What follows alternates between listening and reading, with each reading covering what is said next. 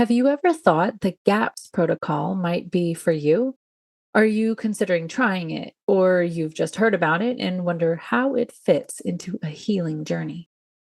Are you struggling to bring grains into your diet without digestive issues, or wondering what you can do to replenish a gut system damaged by antibiotics? This is the episode for you. We've had conversations with so many of you about GAPS, the gut and psychology syndrome diet created by Dr. Natasha Campbell McBride. So it is time to share Alison's story. Alison, along with her husband Rob and their then almost 2 year old son, followed the GAPS protocol for over 2 years. In this episode, they open the door on that time and share their personal experience, why they embarked on GAPS, how they organized their kitchen, their practical routines, what they found challenging, what results they experienced, how they transitioned off of GAPS, and how their healing has moved on since then. With characteristic dry humor from Rob and a witty repartee from Alison, and of course, an appearance of the famous squash pancakes, I found this episode both entertaining and highly informative, and a strong message of hope and solidarity for everyone working to find healing.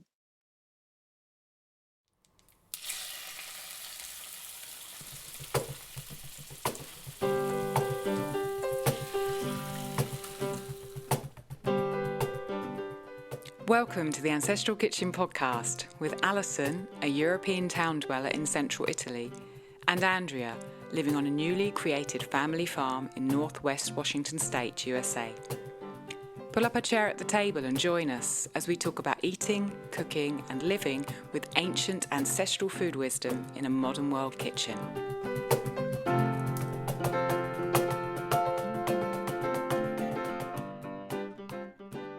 Hello and welcome back to Ancestral Kitchen podcast. I don't get to say hello to Andrea today, maybe just virtually. Hello, Andrea. You're probably asleep somewhere because I have someone else on the podcast with me, which is my husband, Rob. Say hello, Rob. Hi. We've been on the podcast before together. If you haven't listened, go back to number 37 and we did an episode which was a peek into our ancestral lifestyles. Today, we are going to be talking about the GAPS diet instead together. But before we get to that, I would like to share a couple of reviews with you. Thank you ever so much to everyone who supports the podcast in whatever ways they can, including going on to Apple, if they listen on Apple, because not everyone does, and leaving 5-star reviews, which we love to read. It feels a bit strange reading these out without Andrea. So, Rob, you're going to listen to them instead. Okay? That's fine. Okay, so the first one is from Kelsey M. Beck, and Kelsey titles the review, which is 5 stars, love in capital letters. And then she writes, so inspiring and great practical tips. Thank you, ladies, for all that you do. Thank you, Kelsey, for listening, and thank you for that lovely review. I've got one more, which is a bit longer. Okay, just get this on my computer here. And this one is from PhillyGirl22, and it's another 5-star review. Thank you. And the title is A Fast Favourite That Will Keep You Coming Back for More. I can't say enough good things about this show. Where to begin? I've learned so much that I can turn around and put into practice in my own home and kitchen that same day. What a blessing. Andrea and Alison are so fun to listen to, and it's amazing to hear them share the things that are working for them both, even though they live in totally different parts of the world. My family has been blessed so much through what I've learnt from this show. 10 out of 10. Recommend! Exclamation mark. Thank you, Philly girl. That's a wonderful, wonderful thing to read. And I do think it's just great that, Andrea and I are completely other sides of the world.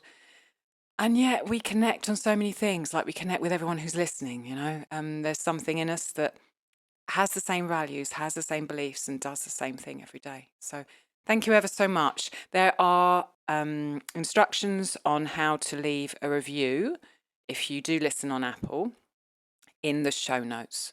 So if you feel like you want to do that for us, we would love it. Thank you. And go and check out the instructions in the show notes. So back to where we are. So usually I ask Andrea what she last ate. Instead, I'm going to ask Rob, what did you last eat, Rob? Well, it's a bit different this time, isn't it? Because you watched me eat it and then actually And prepared it cooked it, for me. Yeah. yes. So you know as well as I do that I had salad with lettuce from probably Vicas down the road, I hope, a local food co-op, and with various little salad herbs from downstairs that Alison Garden. grew, and a nice dressing that honestly I don't know what was in it. It always tastes nicer when somebody else does it. That's just my observation on that. And then, yeah, there was some liver cooked in a cast iron pan from our local farmer. And then there was also some rye sourdough bread, which is really lovely, that I have probably most days, I would say. And what did you have in your bread? There was some butter that is not local. That's from a local chain of stores that I guess if you're American, it's a bit like Whole Foods. It like, they do sort of really good organic produce. It's called Natura Si, nature, yes. And yeah, they do probably the best butter you can get your hands on around here. That this is affordable anyway. I put that in quotes behind it. And then there was some home rendered lard on the other slice of bread that was really nice too. So as I have you in the hot seat, Andrea has never tasted my rye sourdough because I've not been lucky enough to have her here in my home. But you basically are the instigator many, many years ago of me making rye sourdough, and you are the one that eats the majority of my rye sourdough. And listeners have heard many things about my rye sourdough. So from the horse's mouth, tell us what you think about my rye sourdough. You're calling me a horse now? Okay, I'll try and plug your course for you a little bit. Thank you. Okay, so first things to know about me and rye is that when I was really young, it was my favourite bread. So we used to get bread from an actual local baker's shop before the supermarkets came and it shut down. And they used to make freshly made rye bread. I will add, not sourdough rye bread. It was just regular rye bread and probably had a load of wheat mixed in. But even then, I actually loved the flavour of it, and it was always a little bit more expensive, and I was always trying to persuade my parents to get it for us.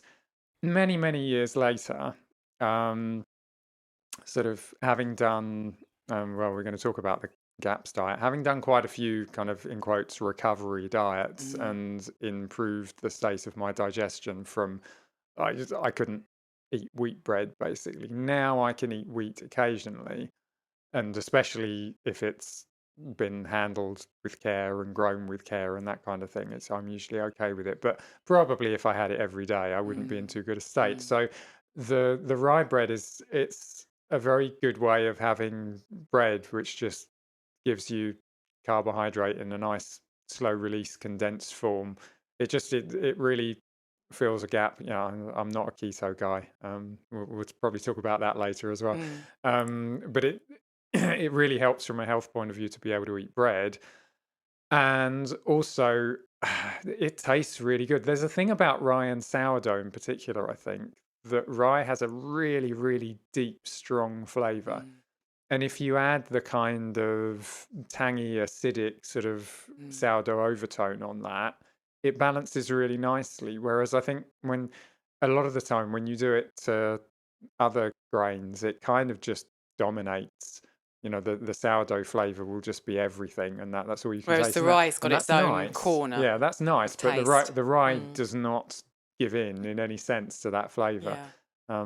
Which makes it really nice. And like I say, it actually goes down really well. As someone I used to be, I'm guessing, like intolerant almost to the point of being a celiac. I mean, if I went into a cafe where they had clouds of flour going around because they were making some produce in there, then I would be ill as a result of that, literally.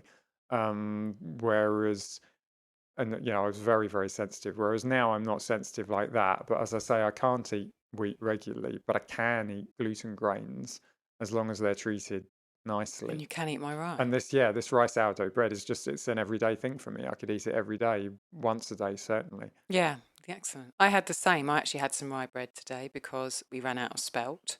I had lard on mine and I shared the salad with Rob, which had a secret dressing in it with lots of greens from the garden.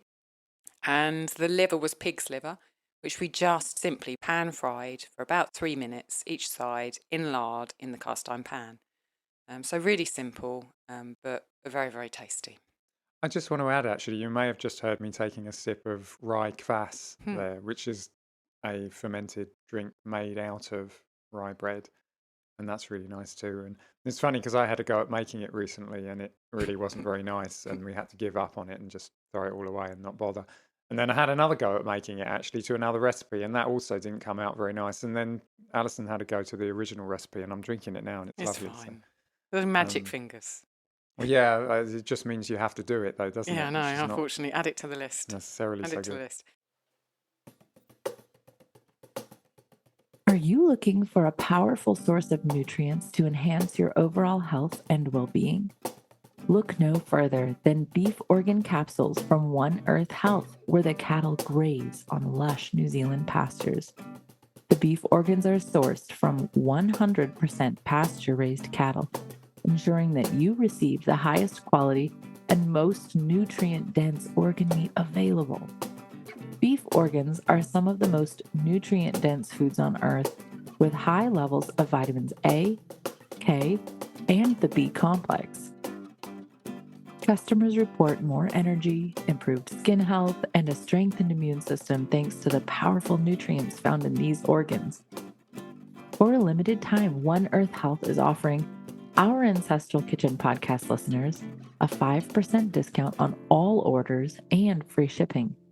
We checked and we saw, even before any discounts, they were more affordable than other New Zealand-based organ supplements, with all the pristine nutritive value we wanted in place.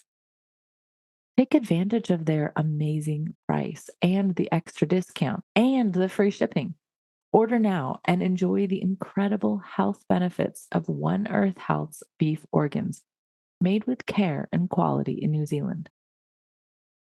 Visit oneearthhealth.com/ancestralkitchen, and I'll put the link in the show notes. Okay, so let's move on. We are doing this episode today about the GAPS diet. GAP stands for Gut and Psychology Syndrome Diet.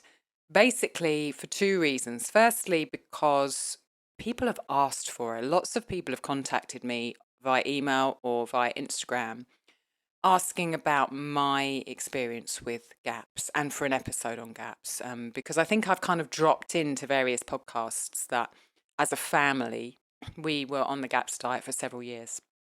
So if you don't know what GAPS is, it's a healing diet which was devised by Natasha Campbell McBride.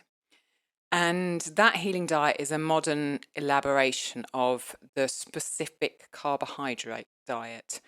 Now, Rob, before GAPS was devised, you actually found out about the specific carbohydrate diet and did it quite some time ago. Could you just give us a minute or so on explaining what it is and where it comes from? Okay, so it was created by a guy called Dr. Sidney Valentine Haas in it says here 1924. Dr. Haas, you see, I'm reading his obituary from the New York Times. He died in 1964. And it says Dr. Haas in 1924 reported to the scientific world his probably most important contribution to pediatrics, the banana diet, in the treatment of celiac disease, in which the small child cannot tolerate most of the starchy foods that are vital to him. Before the curative effects of the banana diet were reported by Dr. Haas, 1 of 4 celiac patients died. Gosh. And I mean, it really was up until the 1950s. He produced a book which you can find for free online. It's quite heavy reading, but called The Management of Celiac Disease. And it really was just the sort of Western medical profession's go-to treatment for celiac disease. Gosh, literally. what's happened since then? And now, if you do take the time to Google Natasha Campbell McBride or Sally Fallon, you'll see that, a slightly different point of view. But the reality is, the medical profession were well behind this, and there's all sorts of reasons behind this that we're not going to go into, basically. But I kind of wanted to put it into context. So me in the early 2000s having problems with wheat intolerance, and really not just wheat. I mean, I reached a point where I just couldn't really eat anything. Anything I ate seemed to make me ill. And so I was looking for, there's got to be some way around this. Like, I'm 20 something, what's wrong with me? I don't need to be on anti-inflammatory steroids the rest of my life kind of mentality. And the internet wasn't what it is now back then, but I was able to do sort of research in libraries, and I did eventually come across this management of celiac disease. And I did actually find a website as well made by one of his patients, and eventually another book, Breaking the Vicious Cycle, which is really probably quite an important work on that. And I think Natasha Campbell McBride does reference that book quite a few times in terms of, I think it did quite a good job of trying to pose sort of scientific explanations for what's going on and why this diet works. In terms of how GAPS differs from the specific carbohydrate diet, I think there's a lot of Natasha's kind of heritage in there. So there's kind of there's for fermented foods, you mean? for fermented foods and things like that. And it's just, there's traditional healing diets that are pretty similar to this kind of thing. And I think also it's gut and psychology it's from her syndrome. practice. So basically. it's from her practice, and she spent a lot of time applying this to kids with autism. Which, I mean, it was originally a curative diet for babies with celiac disease. But it turns out that a lot of the same things work, and you can refine that. But it's quite an amazing piece of insight, really. Yeah, completely. Thank you. Yeah, so Natasha Campbell McBride really took her practice and her ancestry and updated it for the modern world, I think. And, when I've talked to people about GAPS, I find the title quite hard because it is gut and psychology syndrome, but it applies to so many other things than psychological problems. And to try and introduce it to someone who's not heard of it and say, this might help with your IBS, this might help with your, your bowel problems. Sometimes I think the name is a bit of a put off because they're like, well, I don't have any psychological problems. They do. It's so much wider. Thank you, Mr. Psychologist. We all do. So, no, I don't have any. So, the GAPS diet, you can just search for it online. So I'm not going to really talk about the specifics of it, other than to say it restricts processed food, it restricts complex carbs, so there's no grains and no potatoes. It adds in fermented foods, including fermented dairy, and it restricts those foods because it works on healing the gut. Do you want to talk about the villi, Rob, or do you think that's a bit too... Well, I don't know. I think really, if you're interested in the scientific explanation, it's a proposed scientific explanation, right? So I don't know that there's that much experimental evidence that this is actually what's going on, but it's in the book Breaking the Vicious Cycle by Elaine Gottschall, and probably we should put that in the show notes or something. And it is, and I think Natasha Campbell McBride, she does talk about it in the yellow book, and I think there's probably quite a lot of truth in it, honestly. And it talks about damage to the villi in your stomach. And I mean, one of the tests by the medical profession for celiac disease is actually sticking a camera in there and having a look and seeing whether those villi are damaged. So, I mean, there's certain aspects of it probably are just 100% verifiable. And it certainly makes a lot of sense from my point of view experientially, but perhaps we don't need to talk about it right now. No, I think we want to talk about practicalities, really, because people want to know about how we experienced it. So I'll be referring through the podcast to intro and the full diet.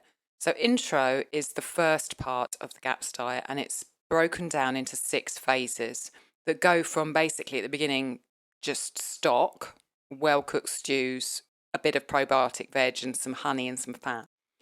And then they go in stages, bringing in other foods, bringing in eggs, bringing in ghee, bringing in roasted meat, bringing in cooked fruit, bringing in raw fruit, until you get to the full GAPS diet, which includes things like legumes and coconut flowers. We started GAPS in late 2015, and we were on the GAPS protocol for 2 years. A lot of that time we spent in intro. So whereas some people will go through intro very quickly, doing 1 day on each of the 6 phases, we literally spent weeks on each of those stages, and we repeated intro at least once. I think we might have actually done it 3 times. And the reason we did that is because, we'll go into in a second, whenever we came off intro, Gabriel started having problems again. Gabriel is our son, who is 9 now, who at that phase in his life was 2, 1.5, 2. Yeah. About that. And whenever we came off intro, he started having digestive problems again. So we just went back to intro and did it again. So we really spent most of our time, it feels like, in the introduction diet in some way, shape or form. So before we get into kind of how we organised our kitchen, what I want to talk about is why we decided to do the gut and psychology syndrome, because I think a lot of people know about it, learn about it, see what's involved, are daunted. It might just be for them, not the rest of their family, and the work involved. And to give a picture of where we were at and why we decided to move forward with it, I think will be helpful. So firstly, really the reason why we decided to do GAPS was because of Gabriel, who at that stage was like 1.5. He, at about, I think just before he was 1.5, he got ill and couldn't keep down food, and then couldn't keep down water. And first of all, we thought he had a bug. Then we ended up in hospital basically with him, and they didn't know what was wrong. They did a scan of him and found a blockage in his bowel.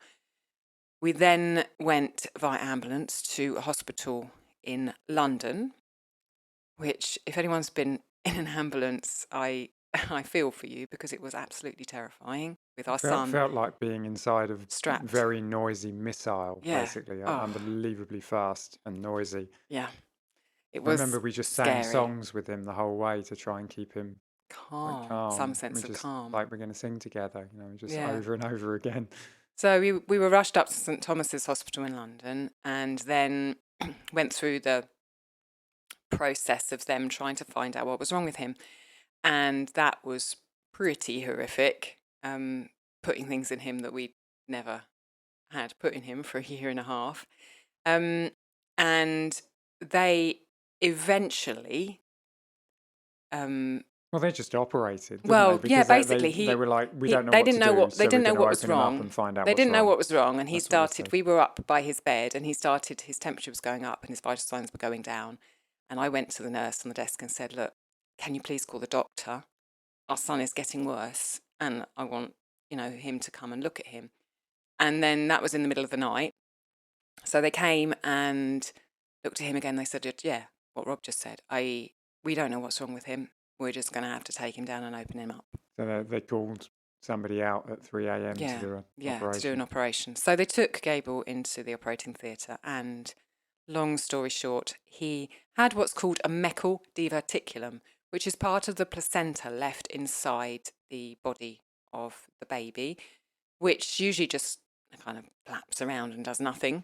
But his had wrapped itself around his bowel. Yeah, I mean, and apparently tightened. about 6% of people have one of these flapping around, and then about 6% of those, it gets tangled with something Yeah.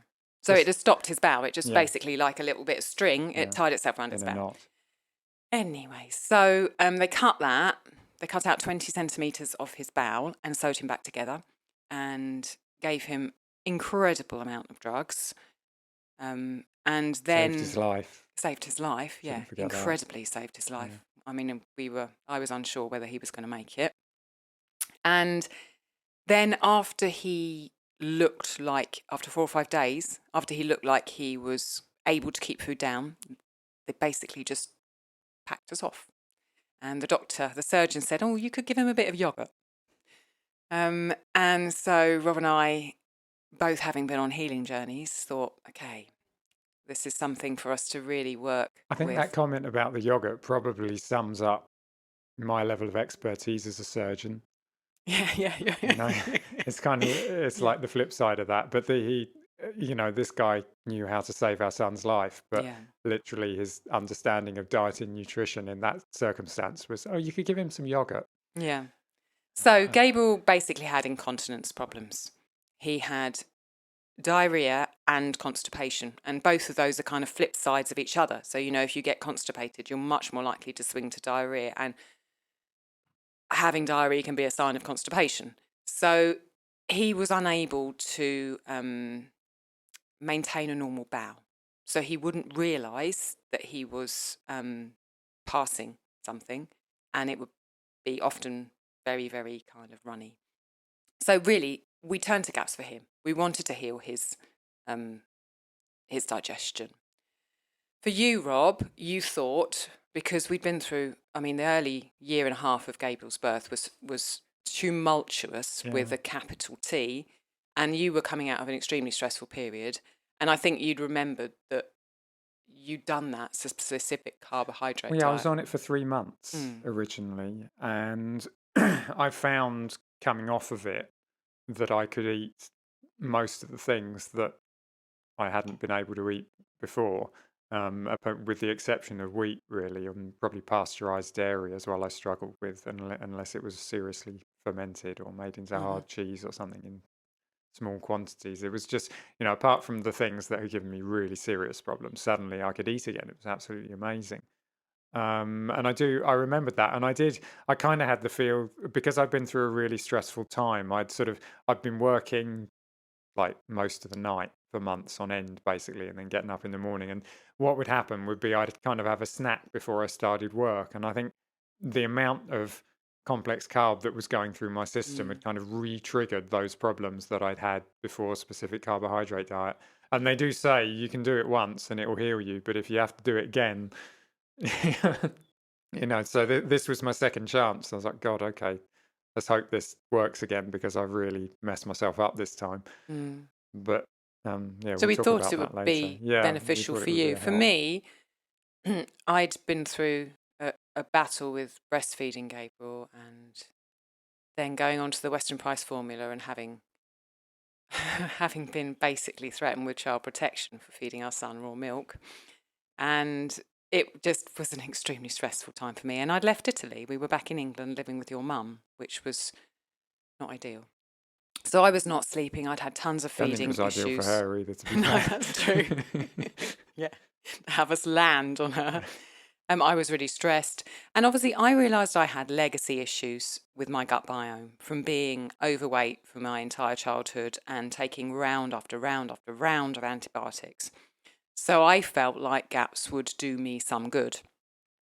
I did want to point out at this point that we hadn't had gluten for a very long time at that point. So we actually went into GAPS having been gluten-free, since going raw vegan probably, which was, 3 or 4 years before that? Yeah, because after that we went back on complex carbohydrate, but only sort of lighter grains, like kind of the millet quinoa, and the millet, quinoa. sweet potatoes, things like that. Yeah. So we were already gluten-free and had been gluten-free for years before we looked at GAPS. I think I had rye bread sometimes, not regularly, but I did I'd have because they did quite nice stuff in the shops, and I've always got on well with it. Okay. Not sourdough though, and not regularly either. I couldn't eat it often, is what I remember. I was making bread out of buckwheat, wasn't I? I remember we were eating that virtually every day. Yeah. I don't think that did me much good, actually, to tell the truth. Yeah. So that's the situation that we went into GAPS with. I wanted to talk a bit about the practicalities, which maybe you can just kind of reflect things to me that I missed here, Rob, because Rob has a better memory than me. So I try and remember, and then he corrects me. Not necessarily for this sort of thing, but I'll try. So we were living in Penzance on the coast of southwest England at the time, and we went shopping once a week at a local market. We used to walk along the seafront to get there, basically, and we bought what they had. So there were 2 farmers there who gave us meat. One specialised in chicken and the other one had ruminants. we got bones and fat from them as well. So we get meat, we get chicken carcasses and beef bones and pig bones from them. And we got lots of fat that we could render from there. We lived in a fishing port, so we got fish from one of the fishmongers that was down on the front. And that's the kind of the goods we worked with. With vegetables, we just bought what the farmers had at the farmers market. So very often in England, you know, the winter vegetables go on forever because winter's 10 months of the year in England. Turnips, swede, beetroot, onions. There's no distinction between turnips and swede in Cornwall. No, I never understood it's why the same that thing. is. Yeah, I don't get that. And the kitchen had 2 slow cookers. So we had one very big one, which I think was like 9 litres, 9 quarts. It was massive, wasn't it? Yeah. Absolutely enormous. And one smaller one that was 6. And basically those were out on the surface all the time. One of them was used for stock and stews, and one of them was rendering fat. So basically I was kind of dancing between them. So we basically always had a stock on the go or a stew in the go, and most often the stew was in that big slow cooker. And the stew would be based on the stock that I'd made, but also with some meat in there and then vegetables. And I mean, I think this is important to the practicalities of gaps in the sense that I don't know how anyone would do it without cooking in bulk like that. Just can't. I mean, doing it fresh is nigh on impossible. I would have thought you've got to cook it in a massive vat and then stick it like 9/10 of it in your fridge and then slop it out for each meal while you get on with doing all the other things you need to do. There are nice recipes for gaps, and if you go and look at Hilary Boynton, who's I think at this point been on the podcast you certainly don't once, want for flavour, do her you? again soon. There are some lovely recipes, but practically, in order to get on with your life, you have to cook in bulk. Definitely. And I mean, we need to note that when we talk about its impact on Alison's health in particular, because it has consequences. Cooking like that.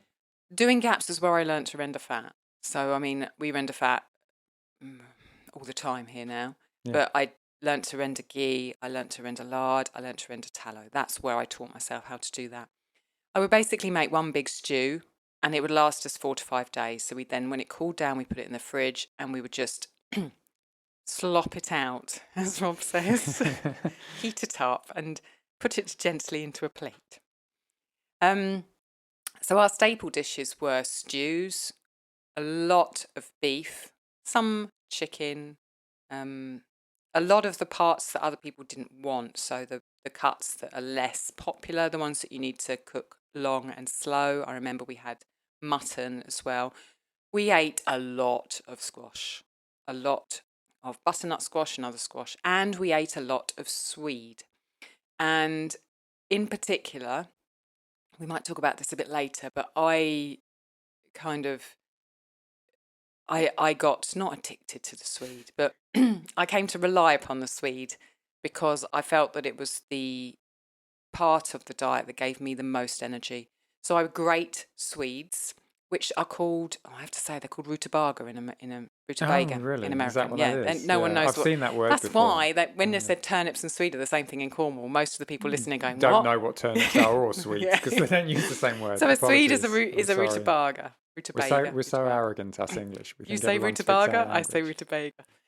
Swedes are rutabaga. I used to grate them, and then I used to put the cast iron pan on and put ghee in it and put all this grated swede in, like a mound of grated swede, and then slowly it would work itself down as it was being cooked and the moisture evaporated.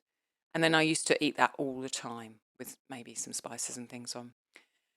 I also remember adding garlic to dishes just before serving. So those stews, I would chop some garlic or crush some garlic into them at the last minute. I remember reading about that in Natasha's book.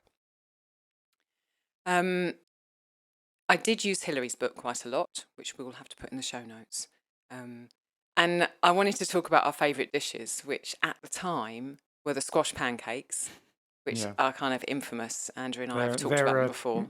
Funnily enough, I mean, I did them on the specific carbohydrate diet like 20 years earlier, and they're so simple to make that even I can't mess them up. So I You had can't get them fond, as big as yeah, me, I though, had can you? fond memories of doing them the first time round. It's like, oh, squash pancakes are back, I fantastic. remember getting the blender out and literally putting so many eggs in there and so much squash, and then having the cast iron pan on for like hours, just Mm. frying squash That's pancake so after sad. They were squash Gabriel's pancakes. favourite, Yeah, weren't they? And we found out that you he's can't eat allergic to eggs. eggs. Yeah. So we used to love those. The other thing that I remember we used to enjoy was called a meatza, Meatza, which is basically a pizza with a base made of ground beef. Then you put the toppings on it. So you'd think it wouldn't work because ground beef's ground, and how is that going to make my pizza base? But it does. If you look that up as a recipe, I think maybe I got it from Joe Witten on Quirky Cooking, actually. You put the ground beef as a base, and it does stick together. And then you can put your tomato sauce on, avocado, whatever you want to put on the top of it. And I remember for our wedding anniversary that year, I made a meatza for the first time, and we liked that. Have I forgotten anything about the kitchen and how we organised it? If you have, so have I. Yeah, okay. It was a lot of work. And I think people who contact me say, I'm daunted by the amount of work. And I would say, yeah, I mean, you don't go into it lightly. You can go onto full gaps, which is less work, substantially less work than the introduction, because you can eat so many more things. But That wasn't working for us because every time we came off the intro, Gabriel started getting yeah, sick again. exactly. So it is something that is difficult to do if you don't have time to spend in the kitchen, is difficult to do if you don't have large pans, and is difficult to do if you don't have people on board. The fact that we did it, the three of us together, and we all focused our energy on it, made a huge difference. Yeah, Literally. Gabriel was too young to know any different, wasn't he? Yeah, That's the so it point. didn't matter to him help that he was eating all in this stuff. that respect. I mean, when we went to the farmer's market to pick up all these vegetables, I couldn't carry them. I mean, we were walking like, a mile there, and we had all I'll these tell you what, I struggled to swedes carry them and on gaps. I have to eggs say, and like, bones, and I couldn't have carried them back. yeah, I mean, the thing is, it's not, it doesn't restrict all carbohydrate from food. So it's not like a keto diet. But the thing is, the sources of carbohydrate that you have are not concentrated in the way that they would be from bread, for example. And so what happens, and they're not slow release in the same way either. So you That was my kind problem, I of, think. yeah, I mean, you end up it felt like a very low carbohydrate diet to me. I've tried low carb diets, and this one felt not quite as bad, but really was a lot like that. How do you feel about our food world? Do you want to see change like we do? If so, head over to patreon.com/Ancestral Kitchen Podcast and help support us to get this work out as far and wide as we can. To say thank you, we've got a host of extra ancestral food material to share with you. You can connect with us more deeply via our Patreon exclusive podcasts, our after show chats, our dedicated forum, and our ancestral food get-togethers. And there's a library of downloads that will support you in your own kitchen. By joining, you'll be really helping us to continue making this podcast and to focus on having a bigger impact, reaching more people, making a greater difference, so we can move together towards the future food world we all want to see. We've got 4 levels of support to suit different pockets. Check out www.patreon.com/Ancestral Kitchen Podcast for all the details. Let's talk about what happened then while we were on gaps. I want to start with Gabriel because, he's the reason we went on gaps. And as we've alluded, he always did okay on intro, really, didn't he? Yeah, The he was further absolutely back we fine. were Yeah. in the diet, the better Bog he was. standard intro, he was just like normal bowel movements, just really We were comfortable absolutely and, astounded. I yeah, mean, because we'd had, instantly. since he'd had that operation and been delivered back to us in August after his second year. He was born in April, so he was nearly 1.5 when he had that operation, because it was August the following year. Up until the point we did gaps, he hadn't had a normal elimination, and suddenly, when we went on to intro, Bang. it That was was it. normal. And we were like, oh my gosh. Yeah. But when we started to come off intro, he just progressively got worse. And it wouldn't happen immediately, no. It wasn't like he'd eat this and he'd come out in hives, you know? It was, he'd eat something Gradually, and then it slowly it would things get would worse. deteriorate. Yeah. And that's why we Over a went period through of a intro week, maybe, you so know. much. That's why we kept going Yeah. back to try and figure out what was going on, because we knew he was safe Yeah, I mean, in we that didn't, first and we zone. didn't know whether he needed sort of more healing time or whether there were specific things that he was intolerant to. And the reality, I mean, one of the things that's so good about GAPS is that it's got these levels of different diet, sort of, you know, level 1, level 2, level 3, where you start reintroducing things. And that was really powerful. Partly because the things on the higher levels are harder to digest, and so you're more likely to have problems with them, but also because you slowly reintroduce them. And so what happens then is you start to understand what you're intolerant to and what you're not. And I mean, it took So much even with patience that, it required. took a very long time for us Yeah. to figure out that he was intolerant to eggs and potatoes in particular. Yeah. Just because if it takes a week or two of eating it sort of fairly consistently for the intolerance to have the effect that it starts messing up his bowel movements. We didn't learn about the potatoes till after GAPS. Yeah, Because was it potatoes aren't in really? Oh, GAPS. okay. Yeah. Yeah, okay. We So learned that about. was I that was remember even when we later learned on. about potatoes. We took him out Yeah. somewhere and he had some chips. And that, oh God, yeah, I remember now. Yeah. So eventually, Yeah. it taught us that he was intolerant to eggs. But it took a long time, didn't it? Because you introduce the different stages of the eggs at different times in GAPS. You can have the Yeah. yolk at a different Well, time. we You can have the white. reintroduced eggs about 3 or 4 times, Yeah. didn't we? And just finally we're like, oh my God, this is the problem. Yeah, you know? it's eggs. It's eggs. And beans. I mean, we tried to Yeah. introduce beans several times when we were on full GAPS, and slowly his digestion would Gradually just over get a worse week, and 2 worse and weeks, worse. and it'd get worse. And actually, probably the same's true for the two of us in reality. Yeah, it is. But through all of that, you know, I say that, you know, we found out that he was allergic to eggs eventually. We realised that he couldn't digest beans eventually. And he healed in a way that he would never have done if we'd continued on a standard ancestral diet, if there is such a thing. Well, I mean, like I said, GAPS has value as an elimination diet in the sense that you really do work on finding out what you're tolerant to and what you're not. And if anything, really, I wish I'd understood that more back at the time and really paid attention to it in those terms, because I think then maybe we'd have figured out his egg intolerance sooner. Yeah. Maybe we would have figured out the beans sooner, and we'd have been able to more focus on it being a healing diet, i.e. giving his tummy time to just not eat the things that might cause it issues. Yeah. And so undoubtedly we could have done it better, but it helped a lot. I mean, So what about you? What happened to you while you were on GAPS? well, the first thing I noticed was a feeling as if you can imagine, in fact, basically it was the same thing I had the first time I went on specific carbohydrate. If you can imagine your stomach is being gnawed at by a bunch of little insects and then suddenly they stop. If you can imagine how that might feel, that was essentially what I was feeling. It felt like there was almost an open wound that was finally getting the chance to heal. It kind of tingled like that. It was an amazing feeling. And it's like I say, it's probably the third time in my life I've had that, because once I went on a very long fast and I had the same feeling then after I did that. But I mean, the cool thing about GAPS as opposed to fasting is that you can do GAPS for 2 years. You know, you can fast for a few weeks if you're lucky. You know, and so it was pretty amazing like that, and that lasted really for a good couple of weeks, I think, as my stomach slowly kind of healed and recuperated from what I put it through. And then, I mean, after that, the next thing I noticed was fairly quickly, also probably within those couple of weeks, I lost a kind of a kick of energy. I mean, I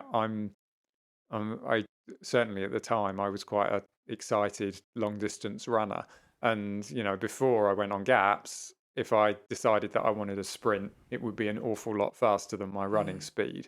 By the time I've been on GAPS for a few weeks, really my walking speed, my running speed, and my sprinting speed were all reasonably similar, it felt like to me, because I didn't have any kind of kick of energy. It was and I think I mean, it's partly, I know I was not one of those runners who was just there snacking sugar bars, to keep myself going. I really wasn't. I'd go without eating for like hours and run for hours.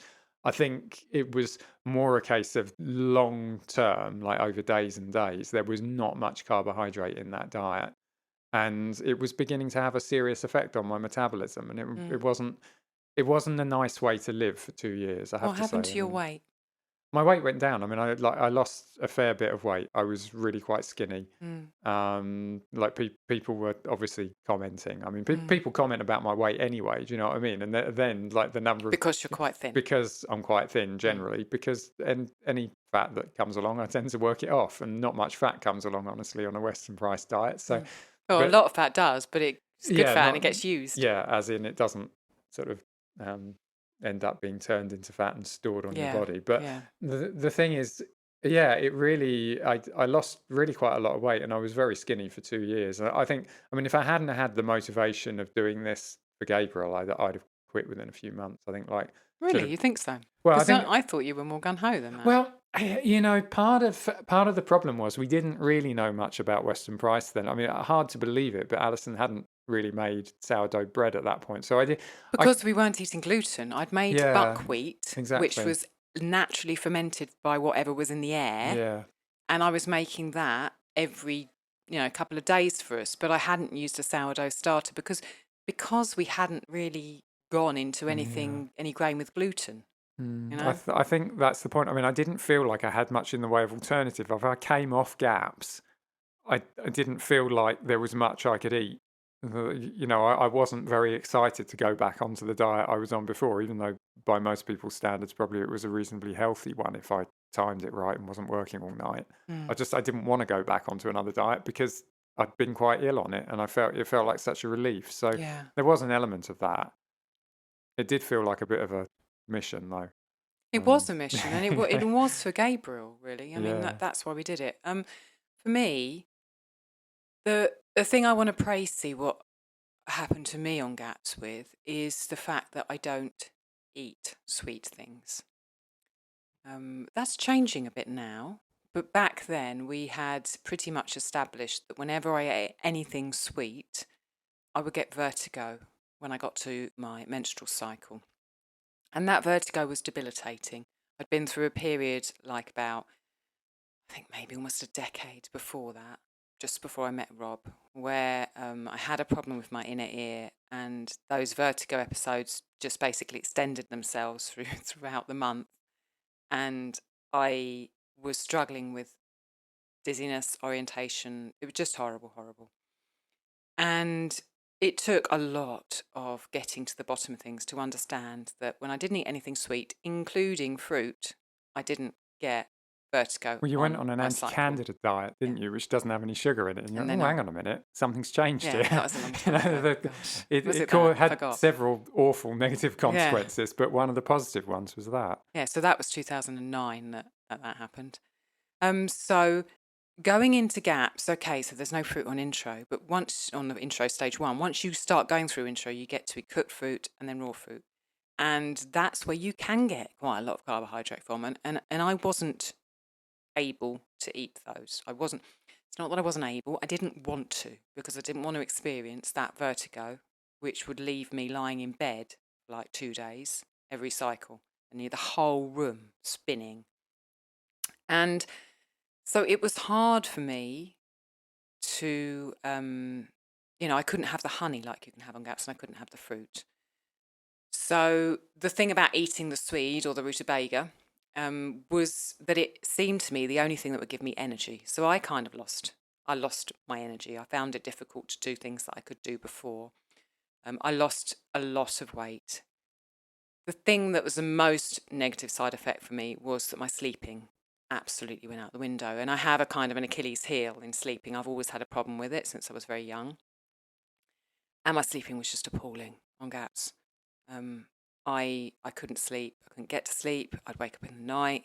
And I think that was linked. Looking back to it, it was linked to a stress response and a cortisol spike in the night. And it was also linked to histamine, because when you keep meat and stock in fridge and serve it 2, 3, 4, 5 days later. And when you consume some fermented foods, there are amines in them, histamines, and you can have a histamine reaction. And people think histamine's all to do with, hives and allergies, but histamine can stop you sleeping. And so I think that had an impact on me. I was talking to you, Rob, wasn't I? Just when we were planning this episode, trying to just go through and make some notes. And at this point, when we talked about this bit, you said to me, any other person would have stopped.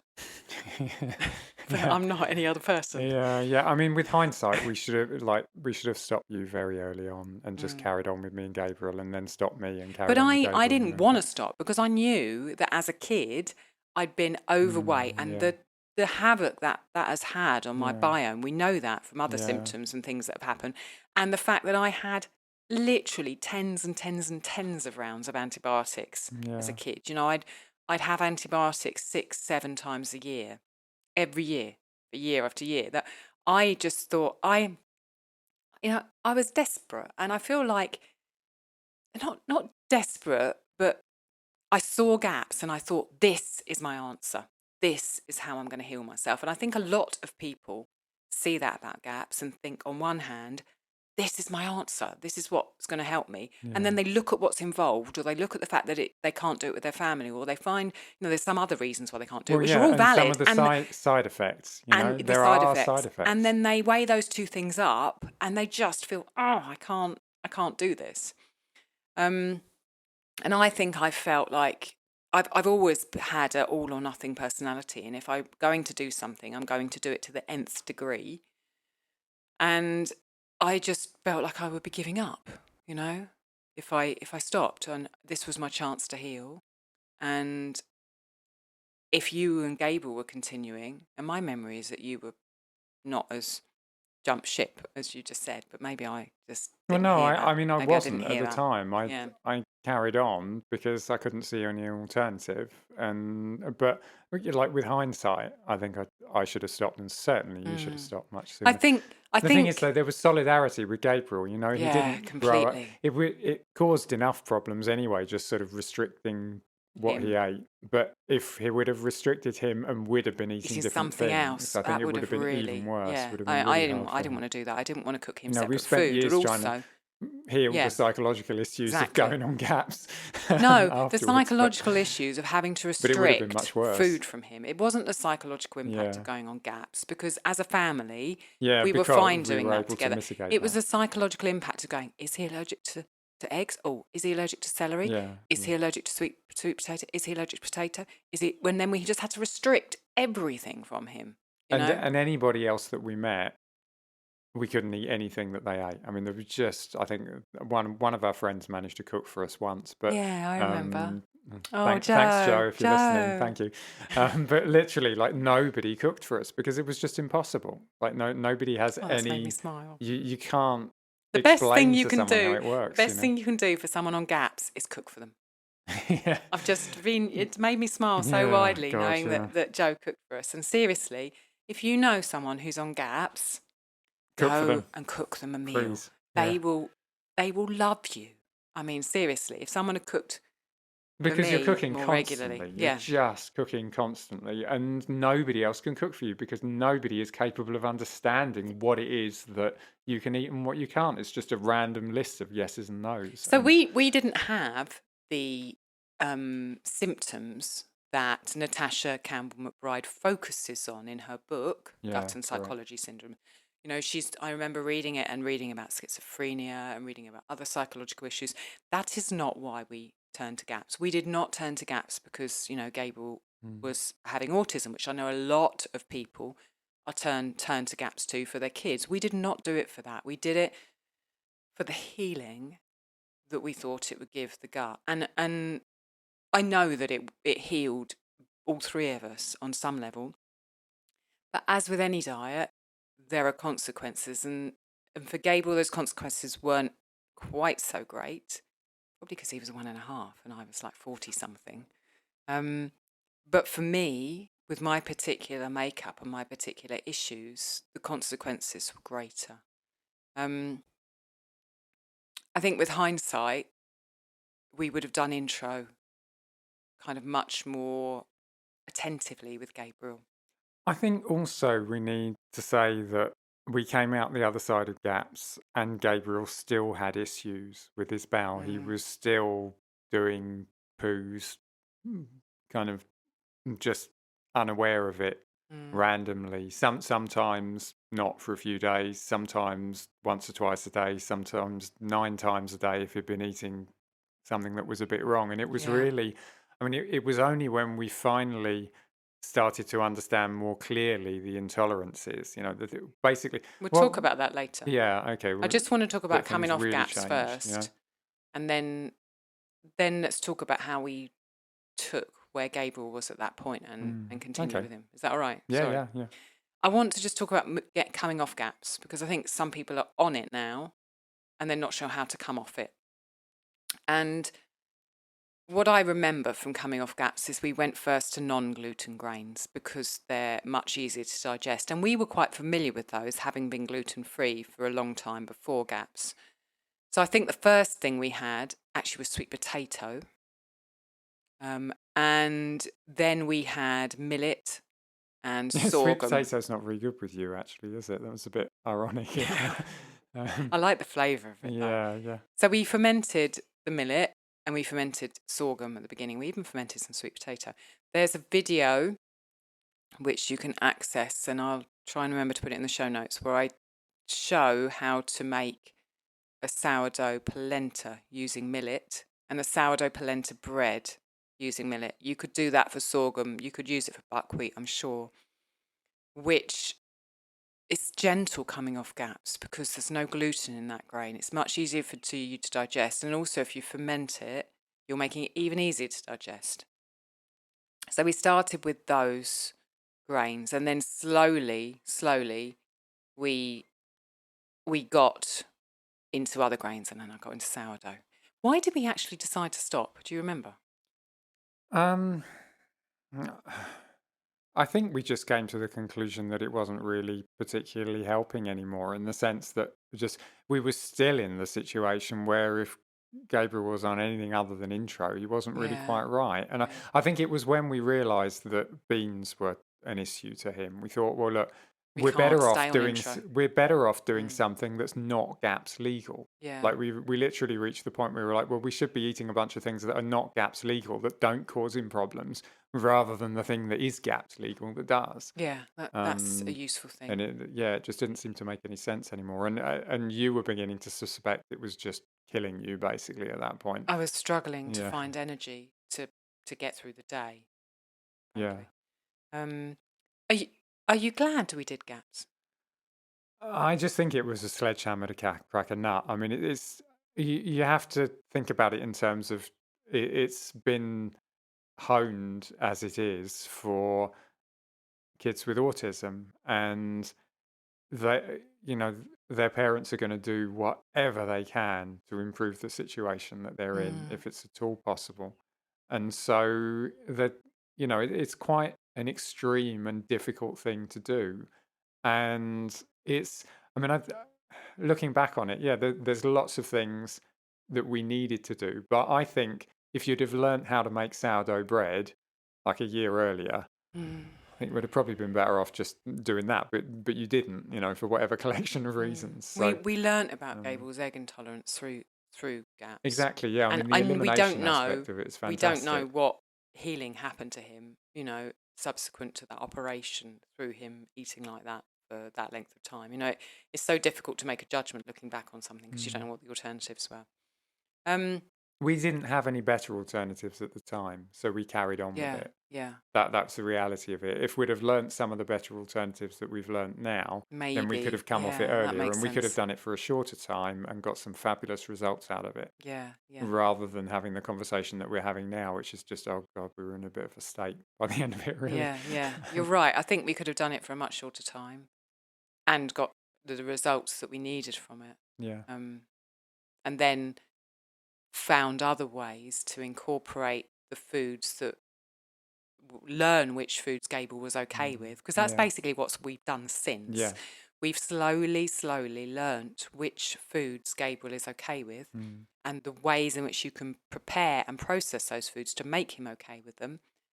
And we've moved forward like that. And his healing has consolidated. I mean, he's almost at the point now where he can eat anything once and get away with it. Eggs and potatoes are the worst, and I wouldn't want him to eat them twice in a row, if you know what I mean. Yeah, but, so we realised he was intolerant to eggs on the GAPS diet. Once we came off the GAPS diet, we realised he was intolerant to potatoes. And we'd already kind of figured out he didn't do so well with beans. But, I mean, what continued with Gabriel's healing was after he came off GAPS, he still had problems with kind of going to the toilet without realising what was happening, and several times a day, to the point where, you know, we were always carrying around a spare pair of pants and wipes and trousers, and it was difficult to go out for the day with him. And we felt like maybe it was some psychological thing, you know, that he It's just so didn't hard to care. know. And like, it was really hard to tell because he'd never been in a different situation, you Yeah. know, and yeah. What we then did was read a book called The Plant Paradox by Dr. Stephen Gundry. Thank you. And that talks about lectins. Lectins are a protection that plants have in themselves to promote them continuing on in the world and people not eating them.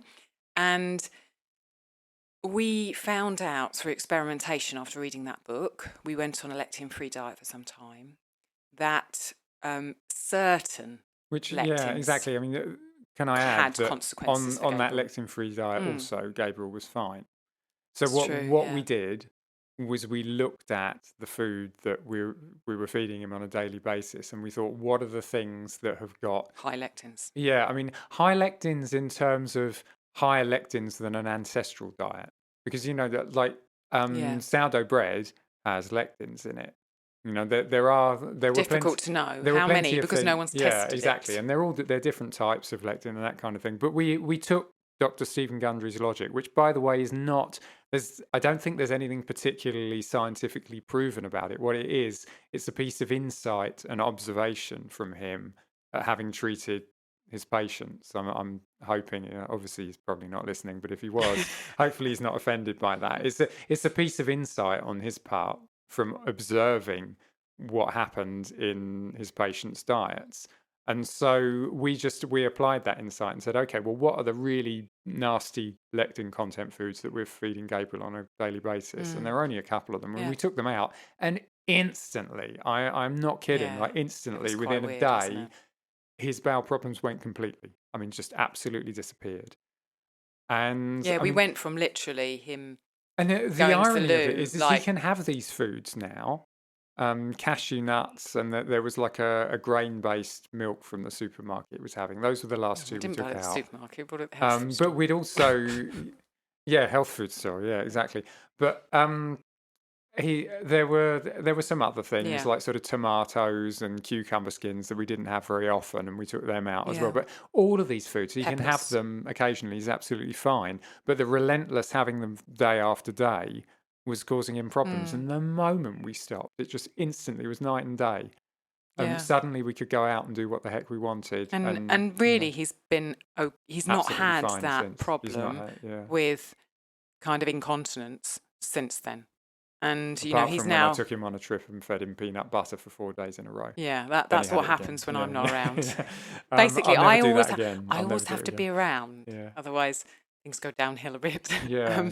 Well, I won't do it again. Okay. Come on, give me a break. But yeah, it made us realise that the elimination diet aspect, the sort of intelligent, switched on attitude to what it is you're feeding a kid or yourself on a daily basis is so important. It's like, for me, it's 50% of it. Like, because there could be someone who maybe the initial intro healing diet is not as good for them as it was for Gabriel. I mean, it was fantastic for Gabriel, but I can theoretically imagine in my head someone else might be better on a different type of intro diet. I don't really know, but the business of bringing things in gradually, carefully, and observing the results of it is incredibly important. Yeah. I wish we'd paid more attention I to that. agree. Really And that is something that's so hard because everyone wants their problems sorted. I mean, I'm guilty of that. I want my problems sorted. And it is so much harder to consciously, slowly, and repetitively try things, watch them, observe them, note them, try things again, watch them. And there's so many other variables that play into each of those experiments. So you can never keep them clean like you would in a lab, you know. There's always, oh, well, actually, that happened as well. So that might have caused me to, So it's it's an incredibly difficult path to walk. And everyone that I've spoken to, and everyone out there who's going on or been on or considering going on a healing diet, I have so much resonance and respect for the journeys that we take, because they are hard, really hard. It's so much easier to go to a doctor, apparently, and get And say, please fix help me. me, please help me, Yeah. than take personal responsibility. So yeah, that's And what happened with Gabriel. sometimes the doctor is the only person who can Yeah, heal you and help. fix you. Yeah. And knowing the difference is an even Yeah, harder. that's a harder line as well. So what about you? How has your healing moved on since you stopped GAPS? And we're back to the rye bread again, aren't we, really?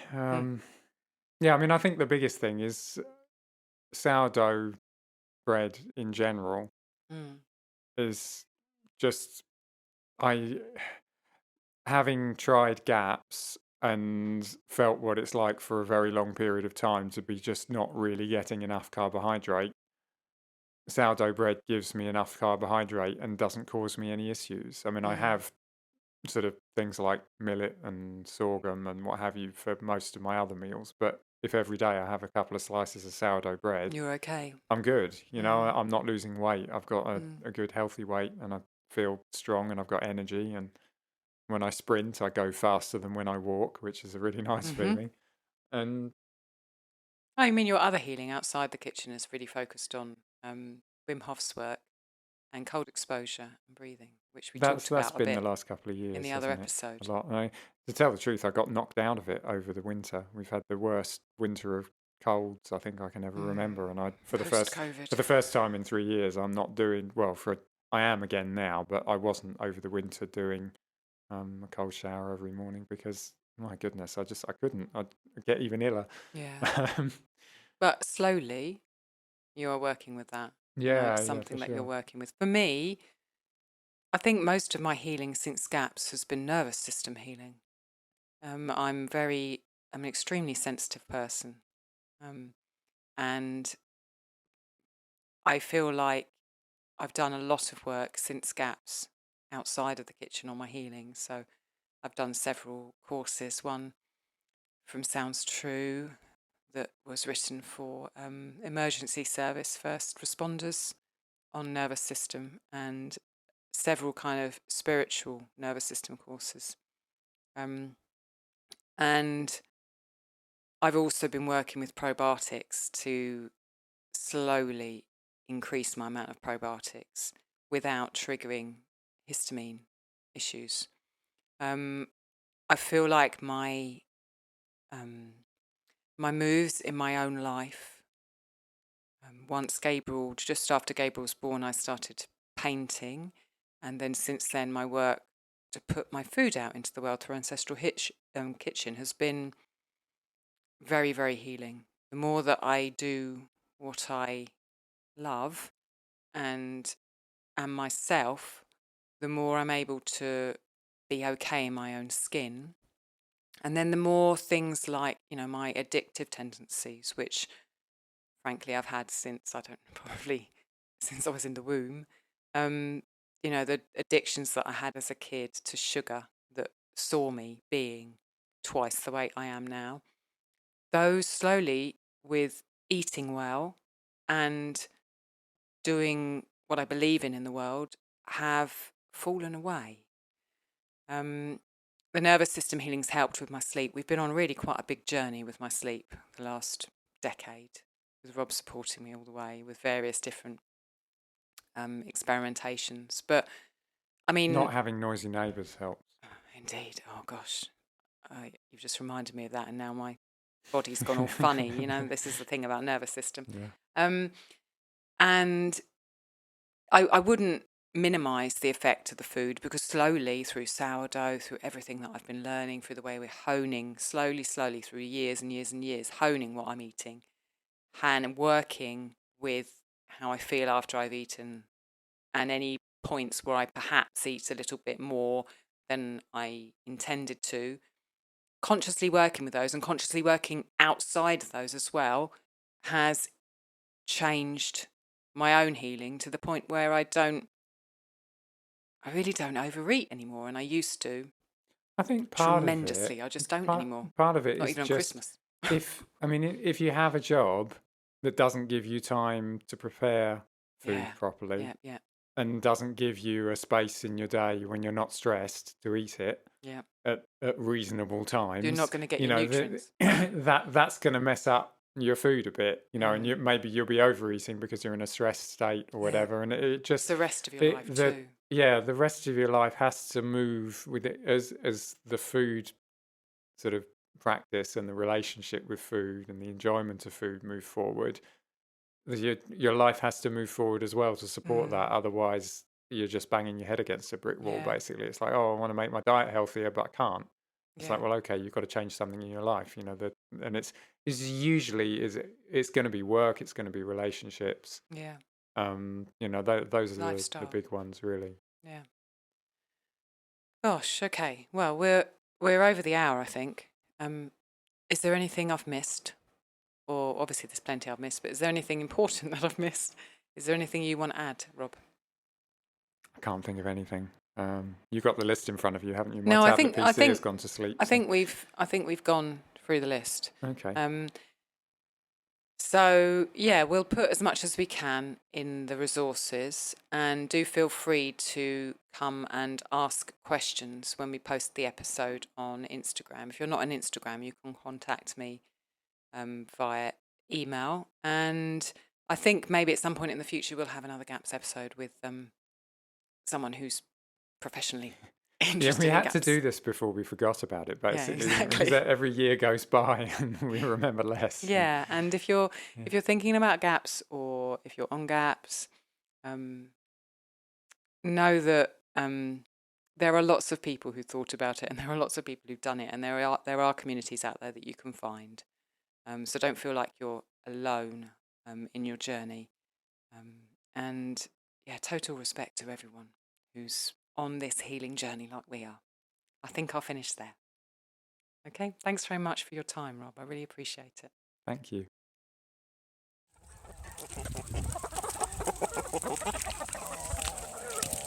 Thank you so much for listening. We'd love to continue the conversation. Come find us on Instagram. Andrea's at Farm and Hearth, and Alison's at Ancestral_Kitchen. Until next time, we both wish you much fun, exploration and satisfaction in and out of the kitchen.